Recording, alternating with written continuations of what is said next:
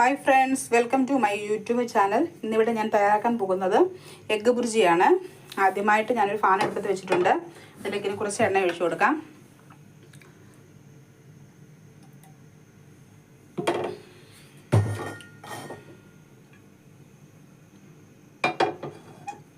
അപ്പോൾ അതിനുശേഷം ഞാനിവിടെ അരിഞ്ഞു വെച്ചിരിക്കുന്ന നമ്മുടെ ഇഞ്ചിയാണ് ഫസ്റ്റ് ചേർത്ത് കൊടുക്കുന്നത്. ഇഞ്ചിയാണേ.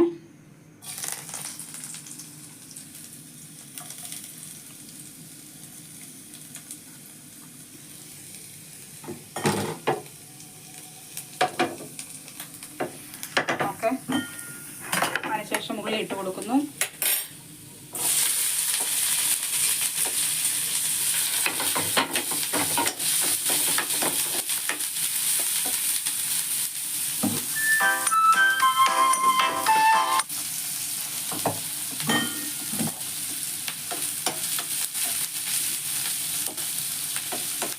അങ്ങനെ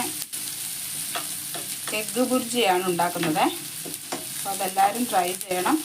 അതിനുശേഷം തക്കാളിക്ക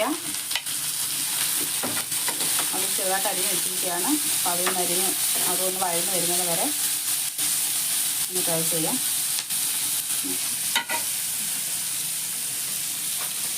ഇനിയിപ്പോൾ നമുക്ക് അതിനകത്ത് ചേർക്കാൻ പോകുന്നത് ഒരു 1/4 ടീസ്പൂണ് അത് മഞ്ഞൾപ്പൊടിയാണ്.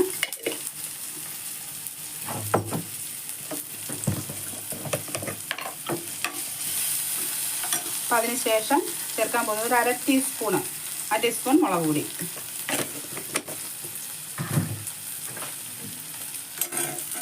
ഓക്കെ. അതിനുശേഷം മുട്ട അടിച്ച് വെച്ചിരിക്കുകയാണ്. അപ്പോൾ അത് നമുക്ക് ഒഴിച്ചു കൊടുക്കാം.